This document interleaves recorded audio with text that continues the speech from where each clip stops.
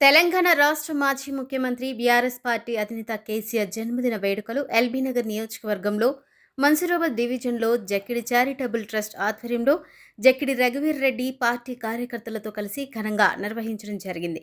50 సంవత్సరాల పైబడిన వారికి కంటి వెలుగు కార్యక్రమం ఏర్పాటు చేసి వైద్య పరీక్షలు నిర్వహించాలని కళ్లద్దాలు అందించడం జరిగింది.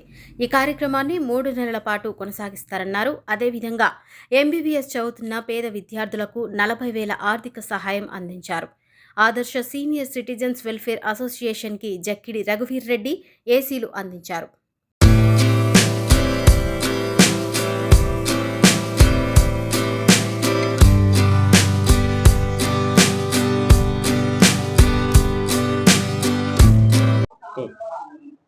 అందరికి నమస్కారం. ఈరోజు మన ఉద్యమ నాయకుడు రాష్ట్ర సాధకుడు గులాబీ దళపతి శ్రీ కల్వకుంట్ల చంద్రశేఖరరావు గారి జన్మదిన సందర్భంగా ఎల్బీనగర్ మన్సూరాబాద్ డివిజన్ లో ప్రగతి నగర్ లో ఆదర్శ సీనియర్ సిటిజన్స్ భవనంలో ఏర్పాటు చేసిన ఈ కంటి వెలుగు కార్యక్రమాన్ని అందరూ వినియోగించుకోవాలని చెప్పి కోరుకుంటూ, ఈ కంటి వెలుగు కార్యక్రమం గతంలో కేసీఆర్ ప్రభుత్వం ఉన్నప్పుడు ఎంతో మందికి ఉచితంగా ఏర్పరిచి లక్షల మందికి ఫ్రీగా ఐ చెకప్ అండ్ కళ్లద్దాలు ఇవ్వడం జరిగింది.